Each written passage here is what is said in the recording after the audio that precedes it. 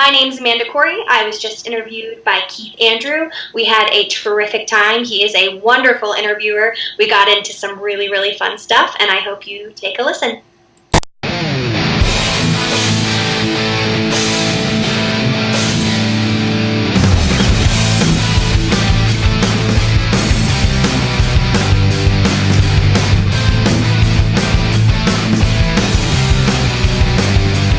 Ladies and gentlemen, welcome to 523. I am your host, Keith Andrew. Along here is the beautiful and talented Amanda Kouri. I just want to say thank you for being a guest on my talk show. Thank you so much for having me. Yeah, the honor is all mine. For people who want to know what my talk show is about, the whole point of my talk show is to show people that even with having a learning disability, I can still amount to something. And at the same time, I'm able to turn myself into an example for people out there dealing with any types of learning disabilities and disabilities to never give up and prove people wrong. Prove to them that labels do not dictate who you are and who you're going to be. It's to prove to them you can still amount to something. So hashtag break the labels. So that being said, half hour every time. Freedom of speech, self-expressing. It's uncensored, so it's whatever you want to do. Get up, walk around, so it's your place. And it's just pretty much interactive. Now people like say, well, what does uncensored mean? Uncensored means you can get up, walk around, so it's your place.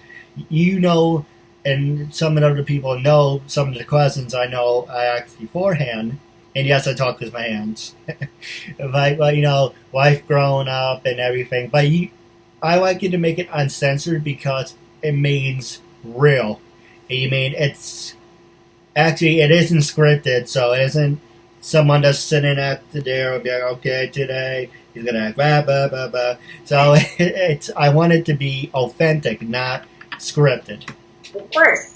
So with that being said, I'm going to ask, don't mind me, it's been a long day. So I'm going to ask some easy questions, some hard-hitting ones. I'm just distracted by your beauty. Oh, thank you. So I'm going to ask you some easy questions, some hard-hitting ones. You can ask me anything you want. You know, no cards up my sleeve or anything. So anything goes. And starting off, what can you tell us about yourself? Well, let's see. I am 28 years old. I live in New York City. I'm originally from North Carolina, or at least that's where I grew up and went to college. I moved to the city about 6 years ago. I work currently in entertainment as well as I do public speaking and advocacy for lung cancer in New York and all around the world. Other than that, let's see. I have a million plants. I love to garden. I love to cook. I love to ski. As you can see, I have a trail map behind me of Snowbird in Utah, and I like to read. One more thing on that last part. It sounded like you like to pee. No, read. Read. Well, you know, everyone pees, but I like to read.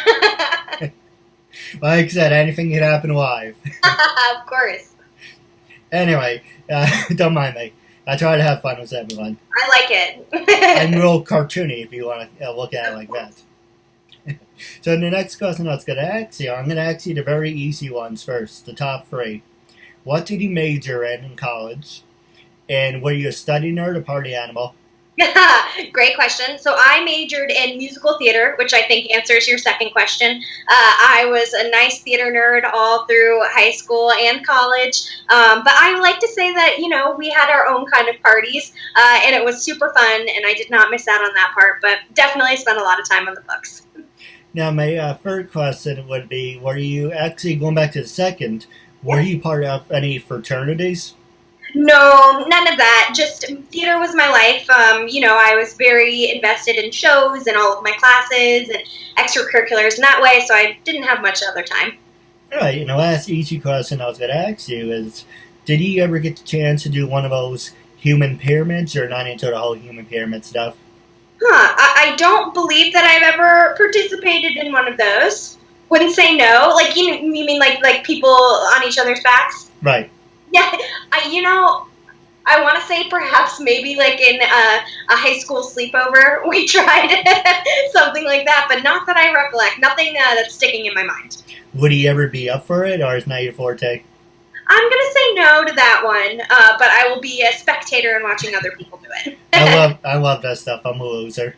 No, does not make you a loser. It just makes you have fun outlook on life. No, absolutely.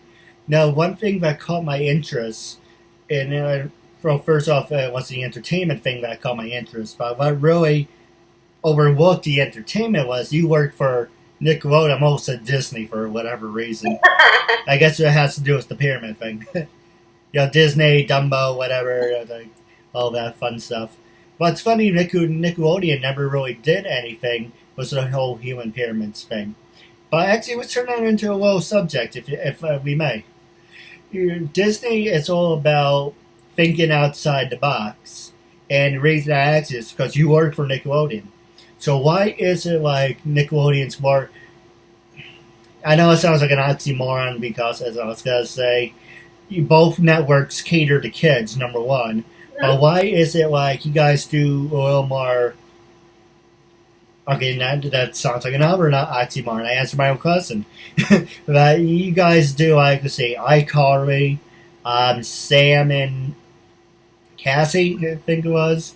And then it was theOvat show, and Disney had Hannah Montana, Miley Cyrus, let's call it that, and a couple other shows. So yes, you guys do cater to the reality shows, but it's interesting that none of you have ever done a human pyramid on your Nickelodeon shows, number one. I think that would be, like for me and for everyone else who's interested in that type of thing, would say, oh, hey, they're doing something different from that network. So you would think that, trying to find the words for it without having a brain fart, it's to try to beat your competition. Try to be the first to do something.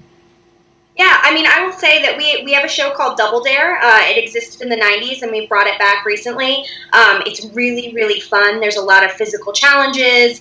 It's, where kids can get messy and play and, build, a team and, contribute to something together, which I think maybe fits into what you're asking. But, again, there's a lot of people that work at Nickelodeon and a lot of minds at work. And what we're focused on is just making great content for kids. No, absolutely. Now, the next question, and I don't mean to ramble on, I do apologize. No, of course. The next question I was going to ask you is, who influenced you to work for Nickelodeon, and what was your very first show that made you say, I want to work for you guys? Yeah, that's a great question. So I have always loved entertainment in every way. As I said, I graduated with a degree in musical theater. Before I worked at Nickelodeon, I worked for a talent agency. So I have always enjoyed television and theater and film for my entire life. So I knew that I wanted to continue to work in that field, and Nickelodeon was always a place that had my heart. When I was little, I watched, Gullah Gullah Island, and then I watched Rugrats, and I watched As Told by Ginger, and all of these amazing cartoons that really grew up with me, and I grew up with them, and it was a very easy transition to go to Nickelodeon because I knew that it was a place, just for kids, and I love kids, and I think they're wonderful and hilarious, and we should foster all of their humor and energy. And, I like being part of that world. No, absolutely. Now, the next question I was going to ask you, while on the subject, is have you ever worked with people with special needs besides me? I know I'm an exception. But have you ever worked with people with special needs, and are you willing to work with people with special needs? Of course.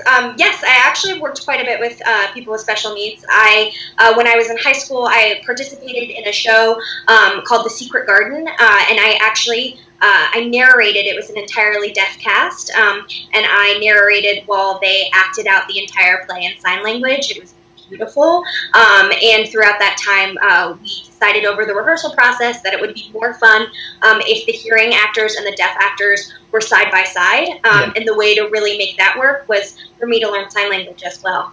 So in 6 weeks, I worked with my deaf counterpart. Actually, she was a hearing girl who learned sign language for this production because she was the proper age which was incredible. But the rest of the cast was deaf, and they taught us all sign language, and we did the production together. It was beautiful, one of the most important moments in my life, and a really immersive experience with a community, that is disabled. No, absolutely. Yeah. And then, go ahead. Sorry.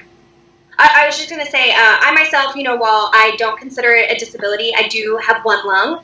I lost my lung to lung cancer about almost 4 years ago. And so, while it's a physical disability and it's not a mental handicap, I also had to learn how to live my life in a new way, a little bit later in life, and have had to, go over my own humps as I continue to figure out how to live with one lung. It's pretty interesting. What can you, if you're okay with it, what can you tell us about your struggles? Yeah, so when I was younger, I was always diagnosed with asthma or some sort of, breathing problems, but I overcame it by, always being incredibly active. I took dance classes, I worked at gym facilities, I ran, I tried to just stay as active as possible because I knew that I had some sort of deficiency. So I tried to overcome it by really going as hard as I could at it. And then finally, about 4 years ago, when I was 24, my health just started to get really, really, really terrible. I was continually sick. I had pneumonia and just unbelievable problems with my breathing. And I finally went to the doctor, and they sent me to the hospital. And I was diagnosed with a carcinoid tumor in my right lung. Subsequently had to have my entire lung removed. But I wasn't aware that that's what was going to happen when I went into surgery. I thought I was just going to have what's called a wedge resection, which means just a part of my lung gets taken out. So waking up with the news that I had one less organ in my body was, a little scary. But I was once again really determined after that. There's no real limitations. I have wonderful doctors. Of course, there's limitations, but I have wonderful doctors who have really pushed me to say, as long as you feel like you can do it, you can do it. And I think that can really transition to a lot of other parts of your life. If you feel like you can accomplish something, try really hard, and you can accomplish, if not that, maybe something different that's equally as great and fulfilling. No, and absolutely. And this is a perfect opportunity to plug one of my favorite hospitals, New York Presbyterian. Yes. They're a great hospital. Yeah. I mean, New York, we're really lucky. We have wonderful hospitals in New York City that really encourage full healing, and not that all hospitals don't do that, but, we have some of the best in the world. No, I agree. While we're talking about health issues and everything, I recently went to the heart doctor, and he says, oh, you have a slow heart rate, and your pulse is slow. And you may, in 20 years, say I'm 30, so 20 years I would be 50. Oh, you may develop AFib. Thanks. I really didn't want to hear that. But then you may have to go with other things and everything. It's like, hey, God gives you a shitty hand. First off, you have to wash your hands, number one. Right. That's a great idea. That's a great way to look at it. And two, you got to make lemons out of it. I don't know how you make lemons out of shit, but it happens. Stranger things have happened. That's true. But the other way I look at it, let's see, the other ways is someone gives you the hand you're dealt, you make the best out of it. Whatever your situation is, like for me, I was labeled handicapped, mentally disturbed, retarded. Look at what I'm able to accomplish. Look what you're accomplishing. You have one lung. I started to smile because you're saying you're dancing, and then you're doing all this, and I'm like, you're doing a lot of things that I wouldn't recommend when you have one lung. And well, and I think the same could be said for you. It would be so easy to, say, well, life gave me crap. Yeah, I don't want to make lemons. It's so easy to kind of push this aside and say, well, this is my life and this sucks and this is not what I wanted from it. And it's a lot harder to stand up and say, no, I'm going to show everybody out there that, we can, do things no matter what. And I think a lot of people are handed, a tough hand in life. In many ways, more than disabilities. And, it's the strong that prevail and that can kind of rise above whatever they're given and really, show the world what they're made of. No, absolutely. And that brings up my other subject I want to talk to you about. Actually, two more, then we'll take a break, and I'll pass the remaining time over to you. And the first one is, how come there's no shows on Nickelodeon? And I bet you, as soon as I tell you this, there's not going to be a promo out. It's going to magically appear out of thin air. Just trying to have fun. But yeah, it's somewhere that's got to show up out of thin air where, how come there's no shows that cater to the special needs? I think that's a really good question and a question that should be asked more. It's a broader problem than any network, one network. It's all over. We have a huge blind spot on television and in film and everywhere. That for so long we were afraid to admit that people were not all like look the same and act the same and completely fine. We so long wanted to put on television as being, this special, squeaky clean place. And, Yeah. I'm really excited because I think we're finally at a tipping point where we can explore, more shows and, have diverse cast members, and be able to reach homes of little boys and little girls who look just like somebody on television and can show them, hey, anything's possible. But, the truth is that nobody's figured out how to do it correctly. And, the time is now, and that question needs to be asked a whole lot more. No, absolutely. And I think that's a bigger subject than the other thing. I won't go into it, but, just a little hint towards it. The whole transgender thing. Mm-hmm. And it's kind of like, I'm not really for it. I think that should come later in life. Like when you're in high school and college, then it's okay. But there was a promo on Disney where these two boys were talking, and next thing you know, and they were saying, how do you know he or she doesn't like me? It's like, oh, tell him how he feels. And next thing you know, they're seeing their two 4-year-olds kiss. I'm like, how is that even appropriate for kids? I think I respect everyone's opinions. Yes. But I do feel that television can be a really safe place for kids who are figuring out what they want to be and who they want to be. And we should show kids in the same way that they are experiencing violence on television. We need to show them everything about it. And I'm not equating by any means, two men kissing to violence. I'm just saying what used to be shocking is no longer shocking. And we need to know that these people exist. They are not in the shadows. Just like somebody who has a disability exists, somebody who's gay and transgender exists, and they should be on television. They should be visible because it makes everyone feel like they are not alone in this world. And that's the most important thing to me, is that, everyone deserves to be loved. Everyone deserves to feel wanted and welcomed. And the only way to make that happen is to show people that it's okay. And television has an incredible way of being able to be a medium that reaches a lot of people. And it is our duty to be, stewards of goodwill and show people, that we are all cut from the same cloth and we can all accomplish things and we can all do it together and with love. No, absolutely. And I don't mean to sound like a hypocrite or anything. And, how I see it is, like you said, we were all the same people. Doesn't matter white, black, Spanish, Asian, doesn't really make a difference.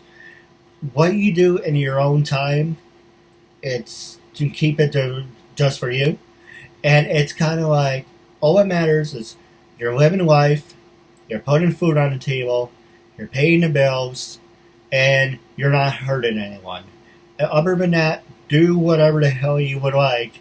But I'm sensitive when it comes to certain subjects. I understand. And, like I said, I respect all opinions. It just happens to be my personal opinion that I feel we have a duty to reach all kids out there and all people in general. And the way to do that is to show them someone just like them who is succeeding and who has found, good in this world. And, I that's my personal plea. No, absolutely. And I don't mean this to turn into an awkward conversation. And like I said, do what makes you happy and go and do it. You don't have to jam down people's throats. And with the media, that's what happens. But anyway, the next thing I was going to ask you is social media. We go from one media to the other media. All right, so how do you feel with social media? Do you think social media can make you or break you? And I just spewed a lot of crap out of my mouth. A lot of people are just unfriend, unlike. So, for you work for Nickelodeon. How does that dictate? That could be a perfect example, so rambling on. Say I have a strong message. Like I said off the air, I would love to work with you guys. Just want to hint towards that. To give myself a pat on the back. But say I have a strong message, but yet I don't have a strong following, and yet I do a freedom of speech. How does that say, okay, you're going to work for a network or a company, but that at the same time, you need a bigger following. You need people to endorse you. So what do you look for? Well, it's different. That's not my job at Nickelodeon. I can speak to social media in general as it doesn't relate to my company that I work for. No, absolutely. Yeah, but in general, I think social media is an incredible marketing tool if you want to use it as such. It's also a wonderful way to just express yourself and be yourself, and a new medium to reach friends and make new friends, keep the old. But in general, I think it will never break you unless, you're doing things that people don't want to see. If it does make you, it is just luck. There are a lot of algorithms, and there are a lot of people who are incredibly well versed in how to make social media work for them. I'm not one of those people, but they exist, and it's full careers now. But the whole idea of social media, I think, is good. I like it. I'm a user of it. I enjoy it. I use it to get my message about my advocacy out. I use it to show a picture of the food that I eat, just like everyone else. It can be all of those things in one. It doesn't need to just be, a tool to make you seen by the right people, if that makes sense. No, absolutely. We're going to take a quick commercial break. And when we come back, I'm going to ask you one more subject, and I'm going to pass the remaining time over to you. Sounds good. It's Vanessa Lina. I'm Adrian Lalo. Alex Michael. This is Cynthia Bastinet. I'm Sonia Fisher. This is Shane Smith. My name is Alexandra Bowie. My name is Amelia Clover. Hi, I'm Amy Linden. Hi, I'm Anita Nicole Brown. It's Meg Green. Hi, my name is Asata Caldwell. Hi, everybody. I'm Brooke. Hi, I'm Bryn Berg. Hi, I'm Casey Dunn. Hi, it's Cassandra Kavinsky. Hi, I'm Christina Briza. I'm Cindy Hogan. I'm Courtney Sinello. Hi, I'm Daisy. My name is Deborah Jane East. Hi, my name is Dinah Marasea. Hi, everyone. I'm Victoria London. Hi, I'm Heather Krona. Hi, I'm Heather Callahan Stevens. Hi, I'm J. Nicole Ralph. My name is Jamie Petrone. My name is Julie. My name is Julia Brankovic. Kathleen Wills. Kimberly Amato. Hi, my name is Laura Putnam. Hi, I'm Laura Shapanis. Hi, everyone. I'm Melissa Damas. This is Michelle Mupo, a.k.a. Fuchsia. I'm Rachel Olivera. Hi, my name is Sarah Joy Mount. Hi, I'm Susan Brender. Hi, everyone. This is Venus Leone. Hi, I'm Cheryl Turner. Hi, I'm Stephanie Herrera, and I was just on the Keith Andrew Network. It was tons of fun. We used up all our time and then some. I really recommend this show, and try to be a guest on Keith's show. Ladies and gentlemen, welcome back to episode 523. I am your host, Keith Andrew. Along here is the talented and beautiful Amanda Kouri. I just want to say thank you for sticking with us. Of course. Happy to be here. I know I have that effect on people. Now, for people who want to know what my show is, if you're just tuning in, the whole point of my show is to show people that even with having a learning disability, the whole point of my talk show is to show people. Let me rephrase that. Tongue-tied. The whole point of my talk show is to show people that even with having a learning disability, I can still amount to something. And at the same time, I'm able to turn myself into an example for people out there dealing with any types of learning disabilities and disabilities to never give up and prove people wrong. Prove to them that labels do not dictate who you are and who you got to be. It's prove to them to amount to something. Now, as we were talking about hard-hitting subjects, that's just my opinion. You're giving your opinion. Freedom of speech, self-expressing. Just want to throw it out there. But the one thing I do want to say before I pass the show over to you is you work under the vice president of your the company you work for. Who influenced you to start that? What's your story? I would love to hear your story. Passing the show over to you. Sure. So talk about how I got started at Nickelodeon? Yes. Yeah, I mean, it was honestly a very lucky situation. I interviewed for the job. It took me 3 months to get it, and I finally did. In my position, I work with the Executive Vice President of New Business and Strategy, especially as it relates to our digital products. So Keith's a wonderful boss. It's a wonderful job. I am not in a creative section per se, in that I don't work with talent and I don't work with the creations of shows. Those are completely different people. We have almost 2,000 people at Nickelodeon. Oh, nice. Very big company. But I really love what I do. I get to help and think about where kids are playing next, which is what I care about. Making, the scary online world a little bit safer is something that I'm incredibly passionate about. And I want to continue as I continue at Nickelodeon to work on, making a safe place for kids to play online. No, absolutely. And it's funny to mention that. And it's not just keeping the kids safe, it's also keeping them healthy and fit. And I don't know if you guys are going to do it again this summer, but I know occasionally you do this. It's Nickelodeon Day Off. It's a Day of Play. Yeah, our Worldwide Day of Play. Yeah, it does. I believe it's also not my department, but I believe it's taking place in September or August. We try and make it end of summer. Particularly in New York, it takes place in Prospect Park. But we also do pop-ups all around the summer, all around the United States. It's really great. It's just an initiative to encourage kids to get outside and continue to play. And it's I think it's wonderful. No, absolutely. My last two questions for you, and I promise I will shut up, is have you ever thought about, and I know this is not your area, but I just wanted your honest opinion, and maybe your bosses will take interest in this. Have you ever thought about doing something, like the Day of Play, like in Central Park, but have you ever thought about working with like Woodbury Commons and us opening a store or doing something like an event that, and say people don't, okay, for me, I don't drive, but you do something like somewhere in the middle, where you can have people come out and play and contribute and do all these great things, number one.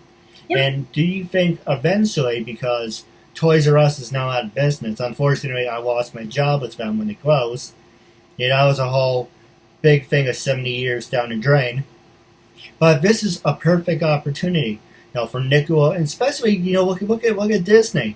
Disney have their own store. I think it's about time, Cartoon Network, I don't know what exactly you're doing, but Cartoon Network and Nickelodeon to get out in the toy market, because there will always be a toy market, period. So do you think Nickelodeon will pick up the ball and run with it and open their own stores and keep that to the next step? Personally, I don't know. I can speak as my own opinion separately from working with Nickelodeon. I think that, there is definitely a space for new toys. There is a world, where we can continue to reach our audience in new and fun ways with consumer products. I love all of that. I know we have a very robust offering of consumer products. We're at Walmart and we're at Target and we're everywhere, down to the dollar store, so that everyone can afford, our merchandise. And, I love all of that. And will we continue to grow? I'm assuming yes. I can't see why we wouldn't continue to grow. But I can't speak exactly towards, if we're going to open our own store. I don't know. I'm not sure. But, perhaps. I don't think anything's off the table.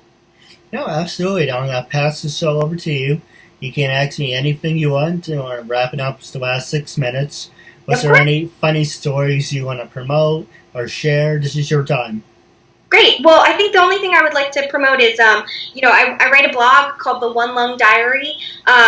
You can find it just by Googling One Lung Diary, or it's onelungdiary.wordpress.com. I write about my experiences having one lung and being diagnosed with lung cancer so young. It's really important to me, just as important as my job in entertainment. It's 50% of my life that I would love for people to go and read and learn a little bit more about, because anyone with lungs can get lung cancer. It's not a smoker's disease, and we want to make sure that people are staying, just like we've been talking about, young and healthy and having fun, and enjoying their life. No, absolutely. Now, we're wrapping up. I do have a couple questions for you off the air, but wrapping up, the first question I was going to ask you. Are you on social? Apparently, you're on LinkedIn. That's how we met. but are you on like Twitter, Instagram? Are you on any of those fun things? Yeah, I am. So my Twitter is mostly based right now on lung cancer. It's just my name, at Amanda Kouri, Kouri. That's the same for my Instagram as well. My Instagram tends to be a little bit more personal and fun. I do update about all facets of my life on there, including lung cancer. And then I think other than that, LinkedIn is a great place, obviously, to get in touch. And that I keep strictly business. No, absolutely. Now, my last question for you is, when I first approached you to be a guest on my talk show, what was your first reaction? And after being a guest, how do you feel now? I mean, my first reaction was just honored. I was honored to be able to talk to someone, especially someone like you, who is an entrepreneur and really making a name for themselves. I am always happy to help. So my initial reaction was, of course, yes, yes, yes. And now that we've been able to speak, I think it was a wonderful learning opportunity and incredible to talk to you. You are so knowledgeable and so wonderful at what you do, and I wish you the most success, and it's been a terrific time. No, absolutely. Now, I do have a couple questions for you off the air. But wrapping up, it was a real honor and privilege having you as a guest, and I'm looking forward to part 2 down the road. All right, sounds good.